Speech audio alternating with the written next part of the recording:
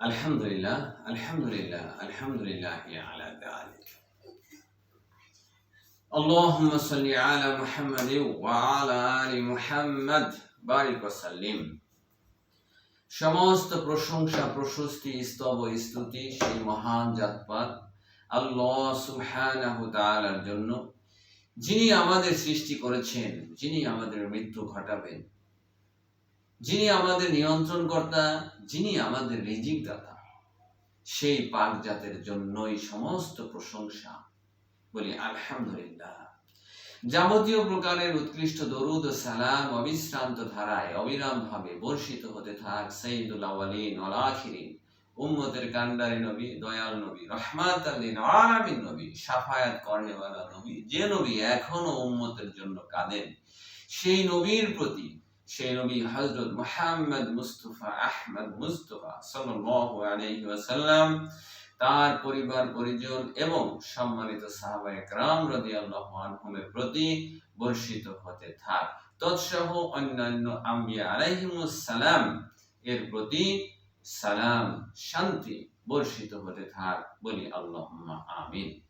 আজকে নামাজের খুশু খুজুর বিষয়ে সংক্ষিপ্ত আলোচনা করব ইনশাআল্লাহ তাআলা। আমরা যারা নামাজ আদায় করি, প্রত্যেক ব্যক্তি দেখা যায় হয়তো নিয়ত বাঁধি যে তাকবীরে তাহরিমা আমরা পাঠ করি, এটার আগে আর না হয় কেউ নিয়ত বাঁধার পরে পরে যে কোরআনে একটা আয়াত আছে সেটা পাঠ করে।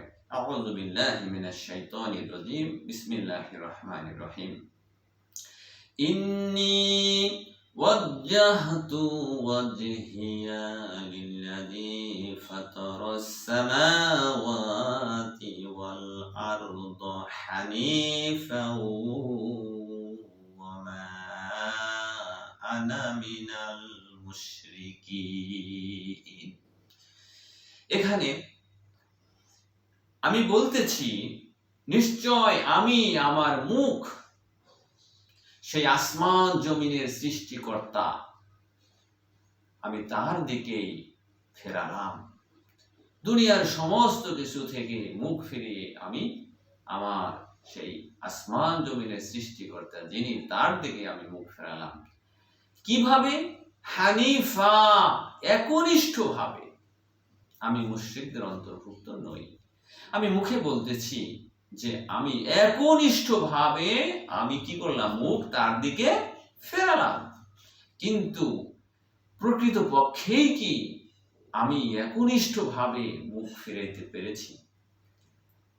আমি আমার দেহকে নামাজে উপস্থিত করেছি, কিন্তু একনিষ্ঠতার সাথে, মনোযোগের সাথে, খাঁটি মনে, খাঁটি দিলে, যেখানে অন্য কোনো মিক্সার থাকবে না।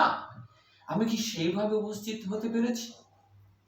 আমি নামাজে দাঁড়াই, দাঁড়ানো মাত্রই দুনিয়ার সমস্ত কিছু আমাকে গ্রাস করে ফেলে, আমার আর নামাজের কোনো কিছু খেয়াল থাকে না। তাহলে আমি যেভাবে বলছি ওইভাবে আমার দ্বারা বাস্তবায়ন সম্ভব হচ্ছে না। এরপরে সূরা তহার মধ্যে আল্লাহ রাব্বুল ইজ্জতুল জালাল বলেছেন, আকিমিস সালাতা লিযিকরি, আমার জিকিরের জন্য তোমরা নামাজ প্রতিষ্ঠা করো, আমার জিকিরের জন্যই তোমরা নামাজ পাঠ করো। কিন্তু আজকে আমরা কি করতেছি?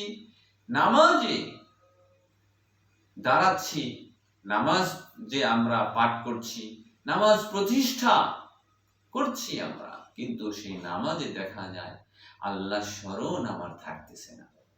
আল্লাহ পাক বলছেন তার স্মরণের জন্যই নামাজ প্রতিষ্ঠা করো, কিন্তু দেখা যায় সেই নামাজে যখন আমরা দাঁড়াই, সমগ্র দুনিয়া আমার মনের মধ্যে বয়ে চলে, আমার মনের মধ্যে গাইতে থাকে।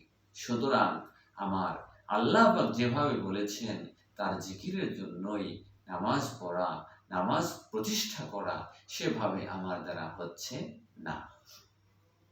যদি না হয় তাহলে আমার এই নামাজ দ্বারা আমি কি ফলাফল আমি লাভ করতে পারি?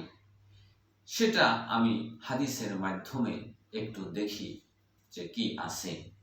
আল্লাহ রসুল সাল্লাল্লাহু আলাইহি ওয়াসাল্লাম তিনি বলেছেন, আল্লাহ তাআলা বান্দার কোনো আমলকে ততক্ষণ পর্যন্ত কবুল করেন না যতক্ষণ পর্যন্ত ওই বান্দা তার দেহের সাথে সাথে তার কলবটাকে, তার মনটাকে উপস্থিত না রাখবে।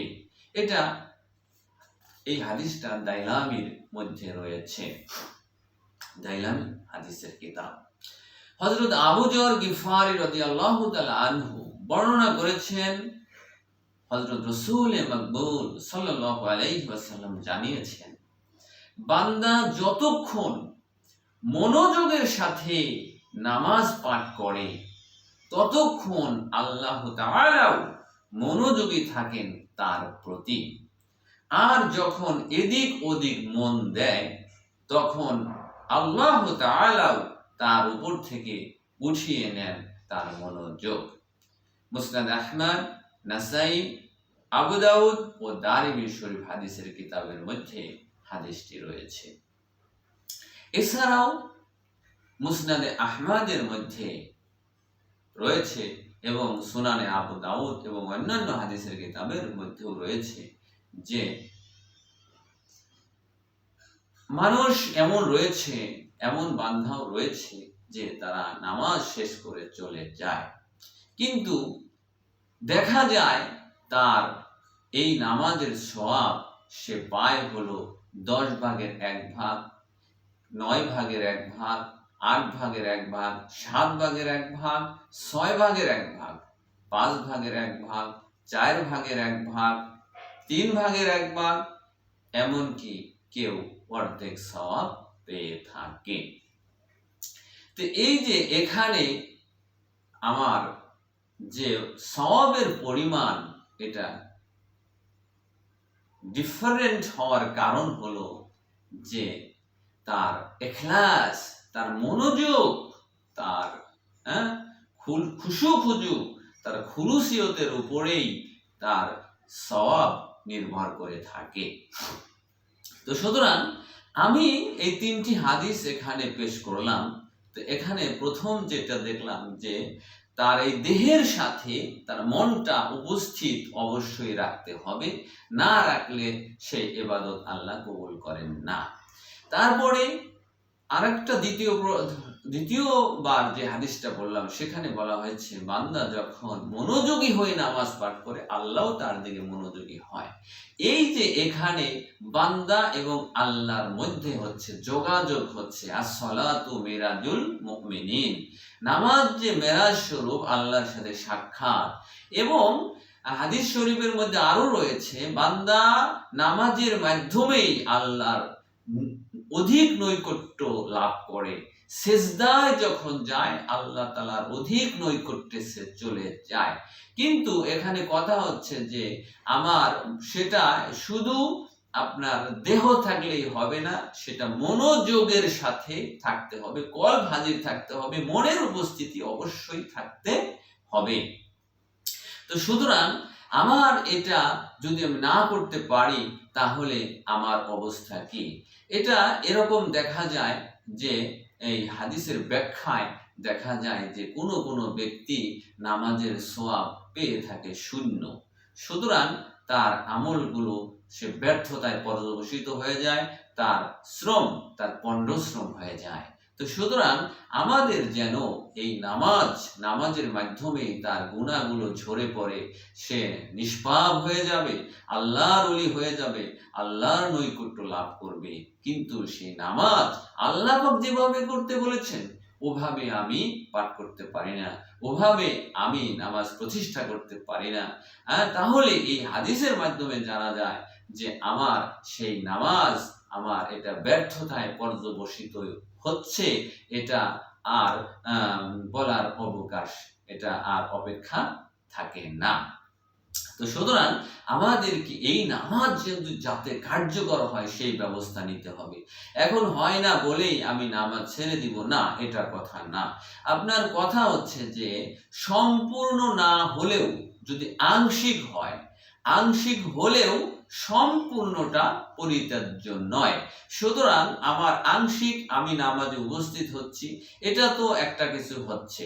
তো সুতরাং আমি নামাজে দাঁড়াচ্ছি, এটাও একটা কিছু হচ্ছে। তো সুতরাং আমার এই আংশিকটা আমি যদি বাদ দিই, তাহলে আমি কি করলাম? পুরোটাই আমি ধ্বংসের মধ্যে রয়ে গেলাম। তো সুতরাং বুদ্ধিমানের কাজ হবে, জ্ঞানীর কাজ হবে যে এই আংশিকটা, আমার দেহ উপস্থিত করছি, আমার আংশিক আছে, কিন্তু আমার এই আংশিকটার সাথে যেন সম্পূর্ণই হয়, আমার এই আংশিকটার সাথে যেন আমার পরিপূর্ণতা হয়, ওই রকম ভাবে আমার চেষ্টা করা, ওই রকম ভাবে আমার কি করা, শিক্ষা গ্রহণ করে আমার আদায় করাই হবে জ্ঞানীর কাজ, বুদ্ধিমানের কাজ।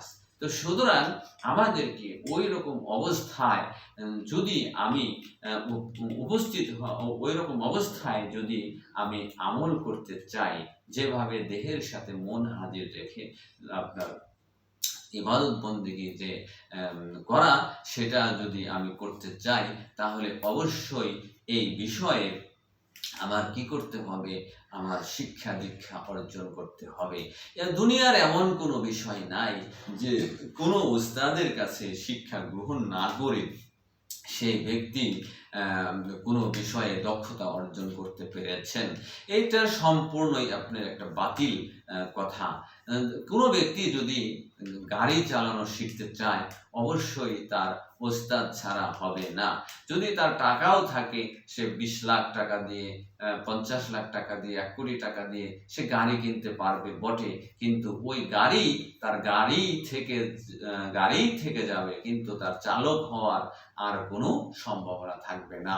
যদি সে চালক হতে চায়, অবশ্যই তাকে কোনো বিজ্ঞ চালকের কাছে থেকে এই শিক্ষা গ্রহণ করতে হবে। তদ্রূপ দুনিয়া এবং আখিরাতে সমস্ত কিছুই যদি আমি শিক্ষা অর্জন করতে চাই, পাণ্ডিত্য অর্জন করতে চাই, তাহলে অবশ্যই কোনো পণ্ডিত ব্যক্তি, কোনো জান্নেওয়ালা ব্যক্তি, কোনো আলেম ব্যক্তি, কোনো ওলি আল্লাহ ব্যক্তির কাছে যেই এই শিক্ষা অর্জন করতে হবে।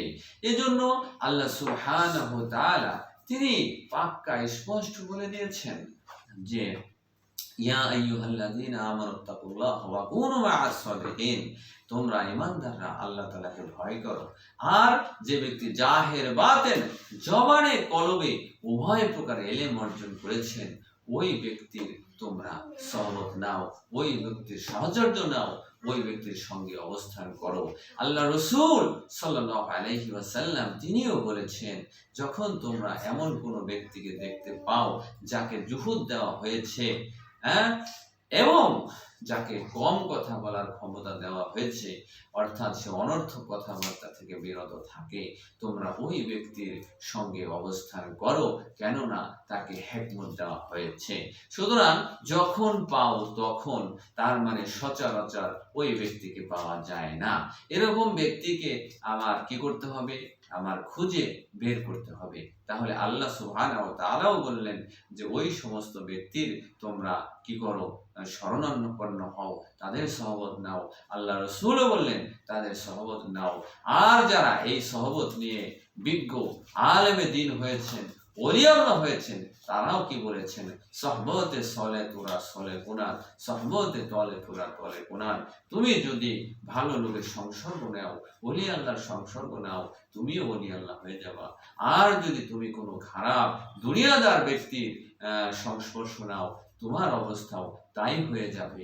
আল্লাহ রাসূল বলেন, তুমি কি করো?